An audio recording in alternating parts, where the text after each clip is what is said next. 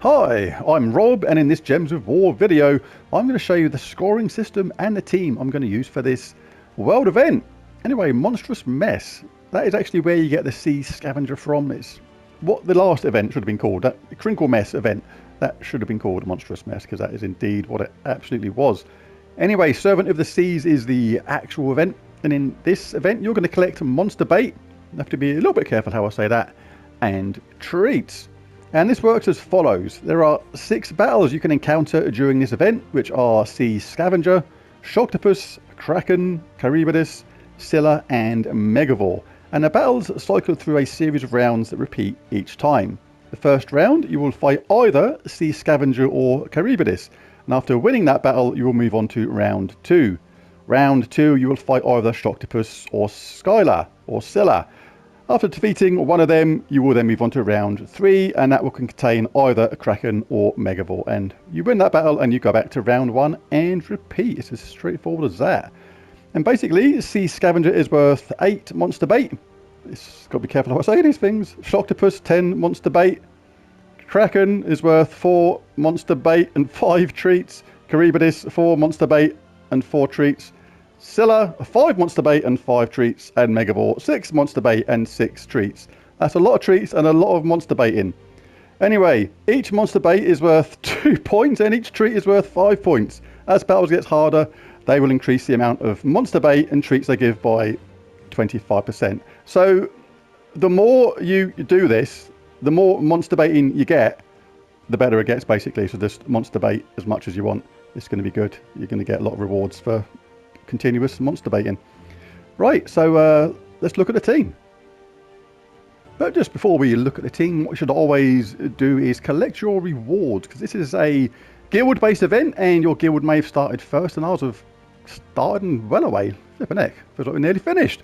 Haven't even started it yet. It's a week-long event. You don't have to speed through it, but yeah, collect these things straight away, because one of the reasons to do that is you're going to get a badge of strife. It will start as a token of strife, evolve to a badge of strife, and ultimately evolve into a medal of strife, where you're going to be doing a whopping 160% spell damage. So we'll collect all this groovy stuff: gems, diamonds, tokens, another orb of wisdom, evolve that badge of strife. There it is. And if you want to make this easier, you can collect tier 1. This gives you lots of nice things: a potion of enchantment, a couple of troops, another token, gold, souls, event sigils, which means more battles and more. Got to evolve it a bit more. Happy days. And the further you go on the tiers, the more stuff you basically collect. All good. Right, so Charybdis is my battle out of the 2 which were available. And I've gone for a really simple team here, but this works really, really well. This Iron Wave weapon is available in the Soul Forge right now. I believe it was 300 diamonds, but it works superbly with this event team. We've got Leviathan ×2 and Triton. Triton is there mainly because he gives a 50% mana starter to all merfolk and has a Ice Storm at the start, which is really handy, but deals a decent amount of damage at the same time. Heavy splash damage to an enemy, so you're going to want to cast that on the 2nd or 3rd troops if you can, so that splash damage affects the troops either side and then gives all merfolk 4 magic. I always do my teams with no mythic if I can. You can create more powerful teams if you've got mythics, but I think teams without mythics basically means more people have got the options to create the team. Leviathan dispels all enemies, which is really good. Removes positive effects like barrier, enchanted and enraged. Deals magic based damage to them, boosted by blue gems, and knocks the first enemy to last position. I have 2 of them. If you haven't got 2 of them, just pop in any other troop which does significant damage. Best one that you can. And the weapon, as I said, is in the Soul Forge right now. Deals damage to an enemy boosted by merfolk allies, which is the whole team. Then creates a mix of 6 blue and brown for each merfolk ally. So that is going to be a lot of blue and brown, charging up our Leviathans really, really easily. Going to be in a Tide Caller for this. Explode a blue gem when matching 4 or more gems is really, really cool. And on the champion talents, we'll have Snap Freeze, Insulated, Anti-Magic Sphere, Watery Binding, Deluge, Water Mastery, and Aquatic Glory. Let's just check the banner. Gone for the Tinker banner, which is +2 red, +1 yellow, -1 green. There was a near identical banner, but this is just a thing I do actually. It's just one of my little mind games I almost play with myself. Like that is technically very similar to that. It's not going to make any difference. You either get 2 yellow, 1 red, or 2 red, 1 yellow, both -green. But because my Iron Wave, it shows red, then yellow first in the banner.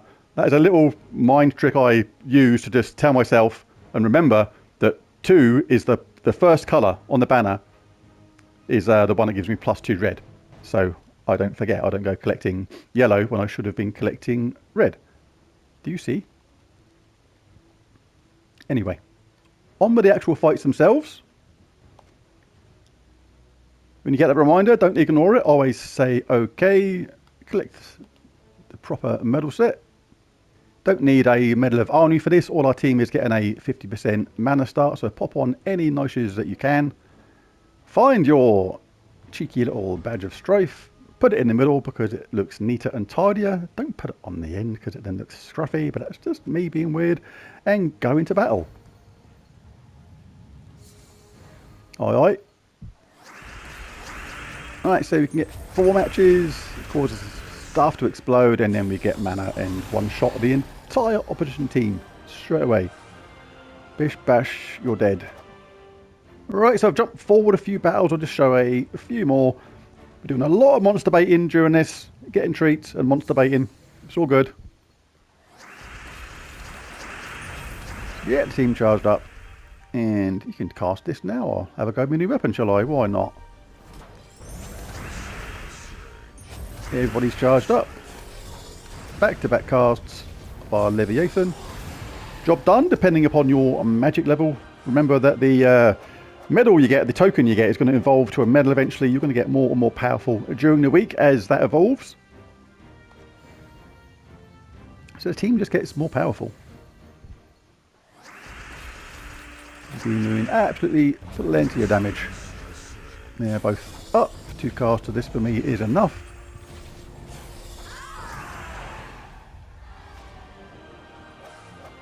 Just one shot on the whole team again and again and again. Kraken.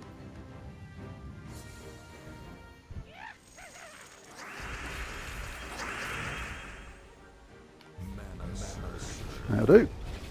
Let's cast our weapon, take someone out, generate loads of mana. And the other Leviathan was charged as well, so if you needed to cast the other one, it was there, and if they still survived, then you got your Triton sitting in the background to finish anybody off with some splash damage. So we've got a lot of monster baiting going on with some splash damage. It's not a good combination. That is bad news all round. So let's cast one Leviathan, and then the other one. Triton is up. Splash damage ahoy. Bingo bango, everybody's dead. Right, I think that'll do. That shows how the team works. It's only going to get more powerful as the team goes on. Get your treats, get monster baiting, and just go for it during the week. You're going to be monster baiting all week on this just to make sure you get it all done.